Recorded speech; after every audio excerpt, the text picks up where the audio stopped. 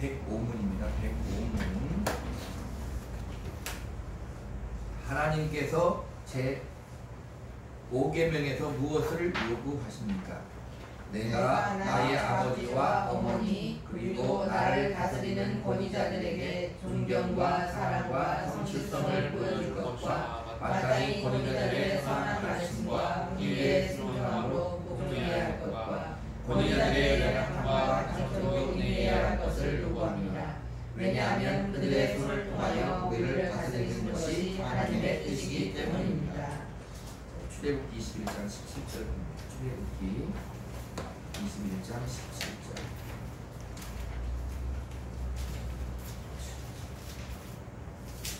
출애굽기 21장 17절.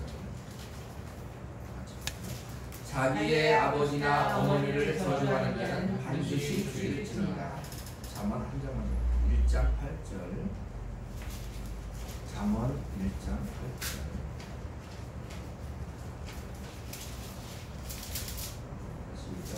내 아들아 내 아비의 훈계를 들으며 내 어미의 법을 떠나지 말라. 에베소서 6장입니다. 에베소서 6장.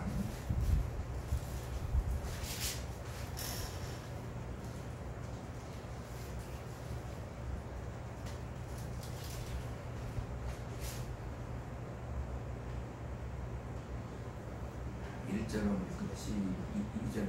3절까지 시작. 자녀들아 주 안에서 너희 부모에게 순종하라. 이것이 옳으니라. 내 아버지와 어머니를 공경하라. 이것은 약속이 있는 첫 계명이니 이로써 네가 살되고 땅에서 장수하리라. 나의 아버지와 어머니 그리고 나 어머니에게 어떻게 존경과 순종과 공경을 하라고 이렇게 말했고, 내 부모를 공경하라 이렇게 말했고, 더 나아가서 어떻게 얘기했냐면 마땅히 권위자들의 선한 가르침과 훈계에 순종함으로 복종해야 할 것과 권위자들의 연약함과 단점도 인내해야 할 것을 요구했다. 왜냐? 하나님이 그들의 손을 통하여 우리를 다스리신다. 에베소 6장에 펴놓고 로마서 13장 1절. 로마서 13장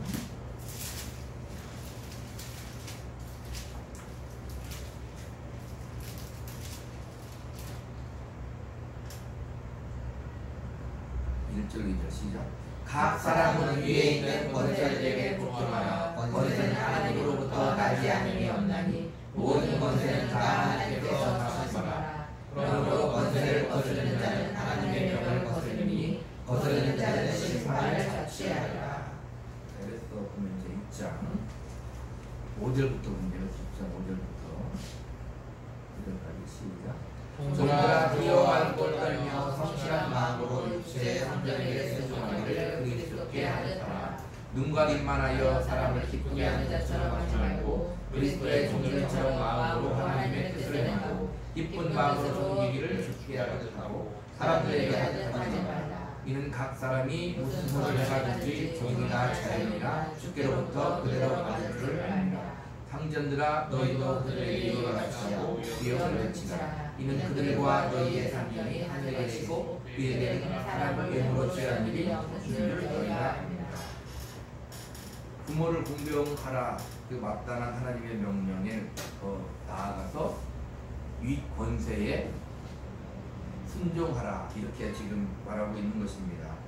로마서 할 때 그 권세에 대해서는 자세히 한 적이 있는데 여기 보니까 그 당시에 종들이면 다 종들이 있잖아요. 근데 그대로 어떻게 하라는 거예요? 상전에 순종을 하는 거예요.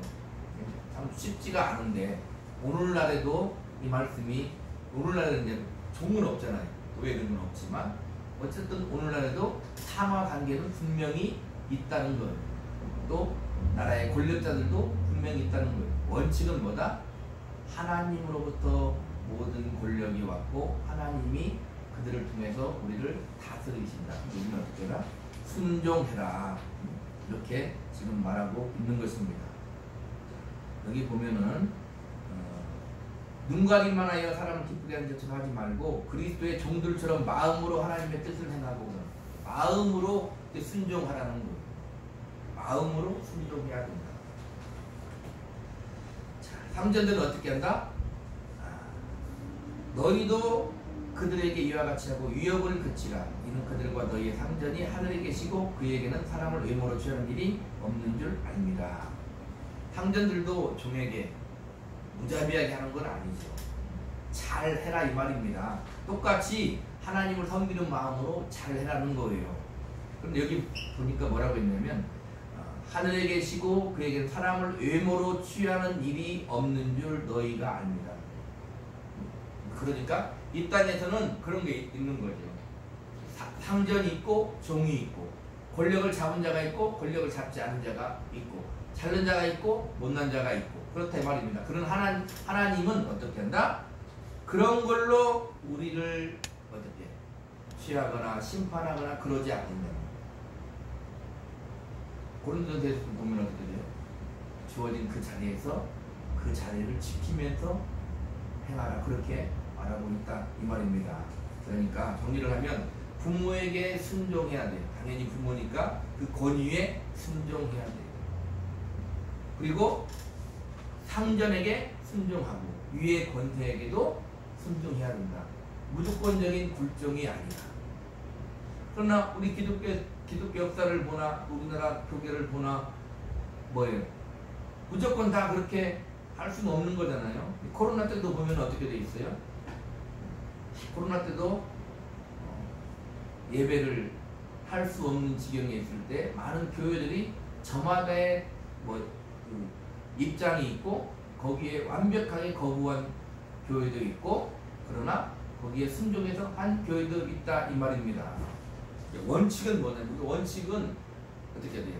하나님의 질서 가운데는 순종을 해야 되는 거예요. 그러나 우리의 신앙이 위협받는 그런 일이 있을 때는 여기 보니까 어떻게 얘기하냐면 주 안에서 순종을 해야 되는 거예요. 쉽게 얘기하면 그거죠. 그리스도 우리 구주 예수 그리스도 안에서 우리는 기본적으로 순종을 해야 됨에도 불구하고 하나님이 성경을 통해서 하신 그 말씀에 어떻게 위배가 된다면 우리는 어떻게 할 수 있어요? 우리의 신앙을 지켜야 되는 그런 믿음의 의무도 우리에게 있는 거예요. 우리에게 뭘 할 수 있냐? 우리가 권세에 순종하고 이 당전에게 순종할 수 있지만 우리의 신앙을 포기하라 이렇게 말하면 어떻게 되는 거예요? 거기에는 당연히 거부하고 거기에는 순교의 정신으로 임해야 된다 이 말입니다. 우리 기독교 역사를 보면 그렇지만요. 우리나라에도 그렇다 이 말입니다. 신앙을 지키기 위해서 목숨을 버린 믿음의 선진들이 많이 있다는 거예요. 그러니까 이 당시에서 생각해보면 종들이 상전에게 순종하는 거 그대로 지내는 거 그리스도를 섬기듯이 섬기는 건 우리는 그냥 성경을 읽지만 참으로 어려운 일이다. 그럼에도 불구하고 순종해라 했다 이 말입니다. 그것이 하나님이 네가 종이고 상전이니까 그걸로서 우리를 심판하지 않고 하나님 우리를 판단하지 아니하신다. 너희가 그리스도를 주로 받았다면 그렇게 할 수 있다는 거예요. 지금도 마찬가지예요. 우리가 그리스도를 주로 받으면 그리스도를 섬기듯이 저 세상을 우리는 섬길 수 있어요. 그러나 저 세상이 권력이 어떠한 힘이 우리를 믿음을 가지지 못하게 하면 우리는 어떻게 할 수 있다는 거예요? 다분히 저항할 수 있고 우리 신앙을 그들에게 보여줄 수 있어야 되는 거예요. 물론 세세한 부분에 대해서 오늘날에 이제 가장 이슈가 되는 것들이 많이 있잖아요. 동성애 문제. 근데 동성애를 이제 대표적으로 얘기하지만 소수 성애자, 동성애만이 아니라 여러 가지가 많이 있어요. 근데 그 중에 대표적인 것이 동성애이기 때문에 동성애 문제가 앞으로 어떻게 될 것인가. 또 그 다음에 또 뭐가 있을까요? 동성애 말고 또 뭐가 있어요? 차별금지법. 근데 그런 것들이 동성애 다 그런 거잖아요. 그러면 우리가 이제 거기에서 어떻게 일단은 입장을 표명하잖아요. 기독교에서 입장을 표명하잖아요. 거기에 성경에 기초해서 그들의 입장을 표명해야 된다 이 말입니다. 그래서 우리는 어떻게 해야 돼? 거기에 대해서 다분히 반대하는 거예요. 사람을 차별하는 게 아니라 역차별이 돼서 우리 다분히 반대하는데 쉽게 얘기하면 동성애자는 교회에 올 수가 있어요, 없어요? 교회에 올 수가 있어요. 그러나 교회에 오면 어떻게 해야 되는 거예요? 우리는 동성애를 하지 마라 이렇게 말할 수 있어야 된다 이 말입니다. 억압적으로 말하는 게 아니죠. 하나님의 말씀을 선포하는 거예요. 하나님의 말씀을 선포하는 거예요. 주 예수를 믿으라. 그리하면 너와 내 집이 구원을 받을 것이다. 하나님이 세상을 이처럼 사랑하는 독생자를 주셨으니 그를 믿는 자마다 멸망하지 않을 것이다. 믿지 않는 자는 멸망할 것이다. 우리는 그렇게 하나님의 말씀을 선포해야 되는 것입니다. 그러니까 우리는 거기에 대한 판단을 말씀을 가지고서 잘 분별하고 잘 판단을 해야 되는 거예요. 그러나 기본적으로는 뭐다? 우리의 신앙을, 우리의 존재를 부정하지 않는 이상 우리는 뭘 해야 된다? 순종해야 된다 이 말. 순종해야 된다. 이 당시에 종들이면 엄청난 거잖아요. 자기의 자유를 억압받는 거잖아요.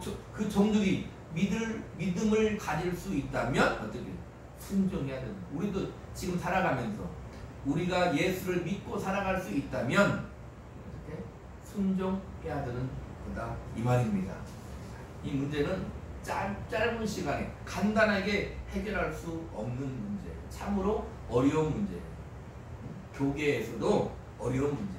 그러나 기본적으로 사회에 어떠한 문제가 있을 때, 사회에 어떠한 큰 이슈가 있을 때는 어떻게 해야 돼? 어떻게 해야 된다고 생각합니까? 우리 기독교계에서도 하나님의 말씀에 근거해서 말할 수 있어야 되는 거예요. 아닌 건 아닌 것이고 잘못된 건 잘못된 것이다 말할 수 있어야 되는 것입니다. 불의에 대해서 입을 닫고 있으면 안 됩니다. 거기에 대해서 어떻게 하는 그 대응하는 방법에 대해서 다 각 교파마다 그다음에 교회마다 다를 수는 있지만 기본적인 원칙은 뭐다? 하나님의 말씀을 제대로 알고 이해하고 해석해서 세상에게 기준을 제시하는 것도 교회가 할 일이라는 거죠. 아까 같이 대표적으로 동성애 같은 것도 우리는 어떻게 말할 수 있어야 돼요?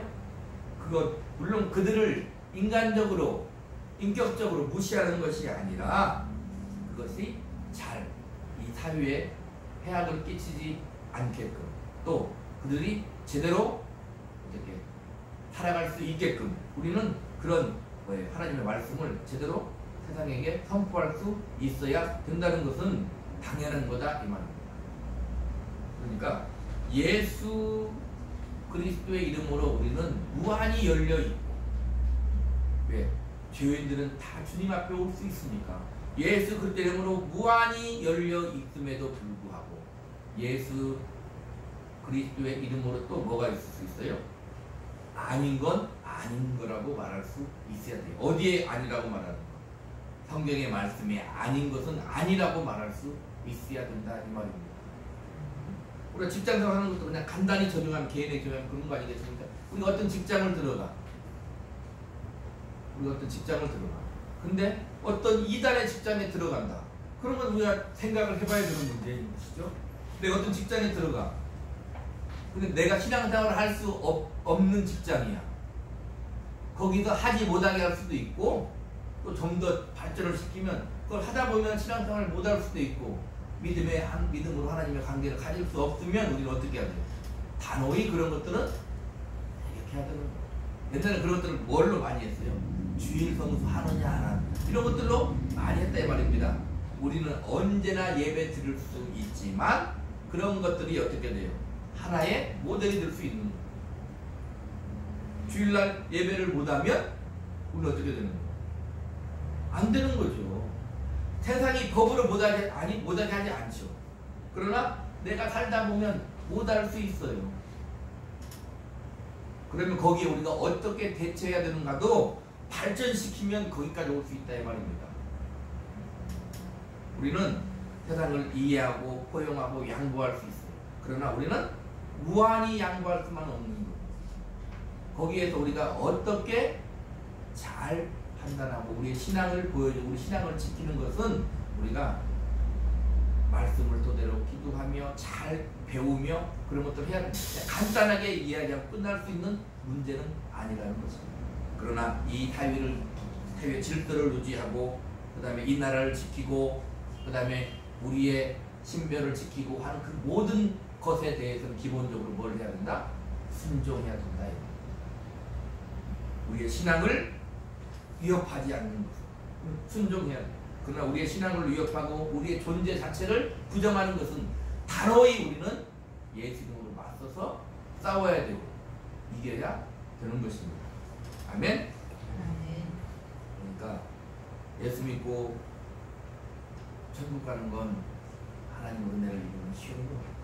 그러나 예수 믿고 이 땅에 사는 것은 그렇게 쉽지 않기 때문에 이렇게 하나님의 말씀이 유실권이 우리에게 기록되어 있다는 것을 잘 알면서 믿음을 가지고 세밀하게 세심하게 하나님과의 관계를 가지면서 또 가르침을 받으면서 인도함을 받으면서 지금까지 말씀대로 주님을 머리 삼고 한 몸이 되어 한 걸음 한 걸음 두벅두벅 더 천성하여 순례의 길을 승리의 삶으로 승화시키기를 우리 위해서 그리스도 이름으로 간절히 축복합니다.